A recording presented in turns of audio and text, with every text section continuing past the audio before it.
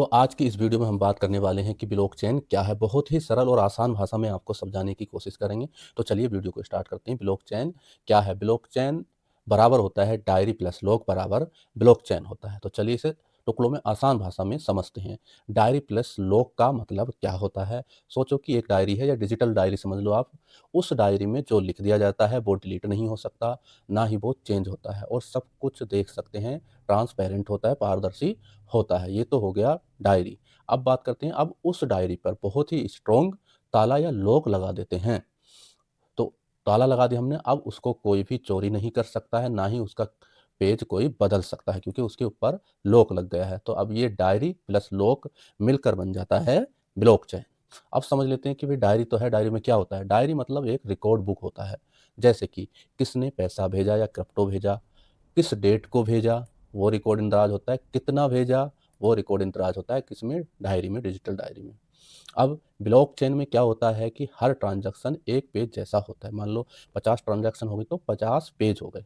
अब हर पेज को कहते हैं हम ब्लॉक, पेज या ब्लॉक। तो हर पेज को हमने कह दिया ब्लॉक। अब लॉक क्या होता है? लॉक मतलब सिक्योरिटी, जो लॉक लगा देते ताला। लॉक का मतलब क्या होता है? एक बार लिख दिया तो चेंज इम्पॉसिबल है, उसको चेंज नहीं कर सकते, और ना ही उसको हैकिंग कर सकते हैं, इम्पॉसिबल है। एक ब्लॉक हो गया या एक पेज हो गया, वो लिखा गया तो उस पर ताला लग गया, उसका चेंज नहीं हो सकता, ना ही उसको हैक किया जा सकता।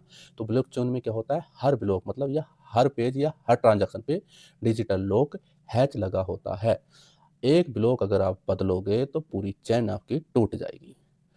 चेन का मतलब क्या हो गया? एक पेज दूसरे पेज से जुड़ता रहता है, इसीलिए इसका नाम होता है ब्लॉक। ब्लॉक मतलब पेज, पेज मतलब एक ट्रांजैक्शन। 50 ट्रांजैक्शन हो गई तो 50 पेज हो गए, मतलब 50 ब्लॉक हो गए। तो ब्लॉक प्लस चेन, इसलिए इसको बोलते हैं ब्लॉक चेन। अब बात करते हैं, अगर कोई पुराना पेज बदलने की कोशिश करेगा तो आगे के सारे पेज गलत हो जाएंगे, आगे के सारे पेज गलत हो जाएंगे। अब बात करें, जैसे कि नॉर्मल डायरी होती है, बैंक सिस्टम में क्या होता है? बैंक के पास प्राइवेट डायरी होती है। बैंक चाहे तो एंट्री बदल सकता है, तुम चेक नहीं कर सकते हो। लेकिन ब्लॉकचेन सिस्टम में ऐसा नहीं होता। पब्लिक डायरी होती है, सबके पास कॉपी होती है, कोई अकेला उसे चीट नहीं कर सकता, ना ही बदल सकता है। इसकी 3 सबसे बड़ी खासियत होती है ब्लॉकचेन की। क्या है? चलिए स्टार्ट है। इसका कोई मालिक नहीं होता है। यह रजिस्टर किसी एक कंप्यूटर में नहीं, बल्कि दुनिया के लाखों कंप्यूटर में एक साथ सेव है। अगर एक कंप्यूटर खराब हो भी जाए तो बाकी जगह डाटा सुरक्षित रहता है, बदला नहीं जा सकता, मतलब ताला लग जाता है। अगर एक बार ब्लॉकचेन पर कुछ लिख दिया गया तो उसे ना तो मिटाया जा सकता है और ना ही बदला जा सकता है। अगर कोई हैकर इसे बदलने की कोशिश करेगा तो बाकी कंप्यूटर उसे पकड़ लेंगे।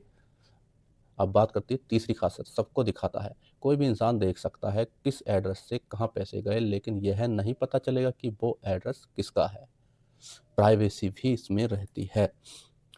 एक आसान उदाहरण के लिए आपको बताते हैं। इसे मान लीजिए एक कांच का बक्सा है जो बीच चौराहे पर रखा है। सब लोग देख सकते हैं कि अंदर क्या रखा है, ट्रांसपेरेंसी होगी।